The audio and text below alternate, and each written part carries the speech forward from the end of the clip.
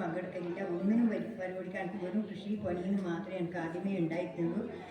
ഒരു കാര്യം പറഞ്ഞാലും ഞാൻ പിന്നെ കുടുംബശ്രീ വകയിൽ എല്ലാ പരിപാടിക്കും പങ്കെടുക്കലുണ്ട്. എല്ലാ കാര്യത്തിലും ഞാൻ ചെയ്യലുണ്ട്. കുടുംബശ്രീ 5-8 കൊല്ലം ഞാൻ സെക്രട്ടറിയായി നടന്നിട്ടുണ്ടായിരുന്നു. നല്ല രീതിയിൽ കുടുംബശ്രീ നടത്തുകയും ചെയ്തിട്ടുണ്ടായിരുന്നു.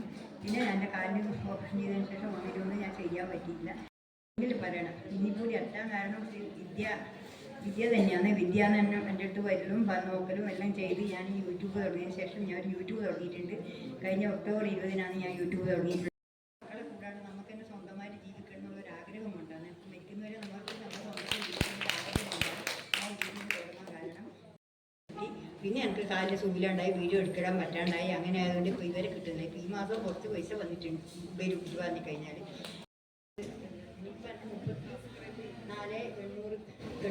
പിന്നെ 800-900 സബ്സ്ക്രൈബറായി. ഇനിയിപ്പോൾ ആവുമായിരുന്നു, കുറേ കൂടി ആവുമായിരുന്നു. പക്ഷേ എനിക്ക് കാലിൻ്റെ മുഖോപ്പഴി 2-3 മാസം ശരിക്കും വീഡിയോ എടുത്തിടാനില്ല. കുറഞ്ഞു പോയി. പിന്നെ എല്ലാം ഉണ്ടായി. സ്ഥിരമായിട്ട് ഇടുന്ന സമയത്ത് നല്ല 8 മാസം കൊണ്ട് തന്നെ യൂട്യൂബിൽ തുടങ്ങാൻ കഴിയില്ല.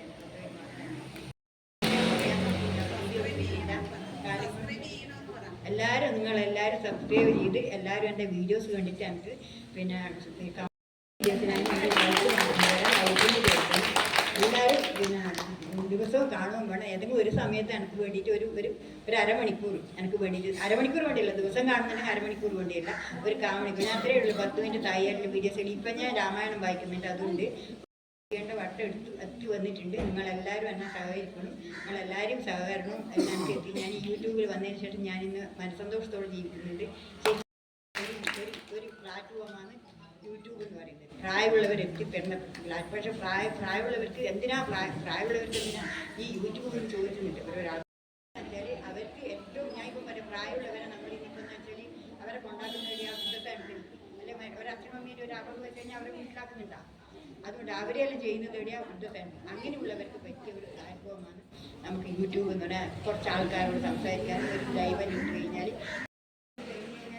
അവർ സ്നേഹം കണ്ടിട്ട് നമുക്ക് മരിച്ചാലും വേണ്ടില്ല. ഇപ്പം തന്നെ എന്ത് ചെയ്യും, അത്രയ്ക്ക് സ്നേഹത്തോടെ പെരുമാറുന്ന ആൾക്കാരാണ്. അങ്ങനെയുള്ള ആൾക്കാരാണ് മുഴുവനും ഓരോരോ ആൾക്കാരും. പിന്നെ പക്ഷെ ഒരു 100 ആൾക്കാരുണ്ട്, 1-2 ആൾക്കാർ പിന്നെ വയസ്സായ ആൾക്കാർ നിങ്ങൾ കൈകൾ തന്നെയാണ്. നിങ്ങൾ ഇങ്ങനെ ഞാൻ പറയാതെ കേട്ടോളൂ. അതെല്ലാം കേട്ടാലും നമ്മൾ കേൾക്കാതെ അറിയാം. എന്ത് പറഞ്ഞാലും കേട്ട് സഹിക്കില്ല. വിഷമമുണ്ട്. ഇപ്പം ഒരു വിഷമവുമില്ല. എന്ത് പറഞ്ഞാലും സഹിക്കാന്നുള്ള. ഞാൻ അവരെ മെസ്സേജ് വായിക്കില്ല. അങ്ങനെ അവർ കുറച്ച് മെസ്സേജ് വായിക്കാണ്ടിരിക്കുമ്പോൾ അമ്മയെന്ന് എനിക്ക് വന്നിട്ട് എത്രയോ ആൾക്കാർ തെറി പറഞ്ഞവർ എത്രയോ എൻ്റെ കയ്യിൽ വരും.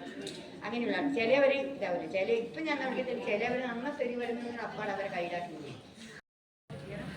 അത്രേ പറയാനുള്ളൂ. ഞാൻ എന്താണെന്നറിയില്ല, എനിക്ക് എങ്ങനെയാണെന്ന് അറിയില്ല, എത്തിപ്പെട്ടതിന് അറിയില്ല, എങ്ങനെയാണെന്ന് അറിയില്ല. എല്ലാ കാര്യവും ഞാൻ ഇപ്പോൾ സ്വന്തമായി തന്നെ ചെയ്യുന്നുണ്ട്.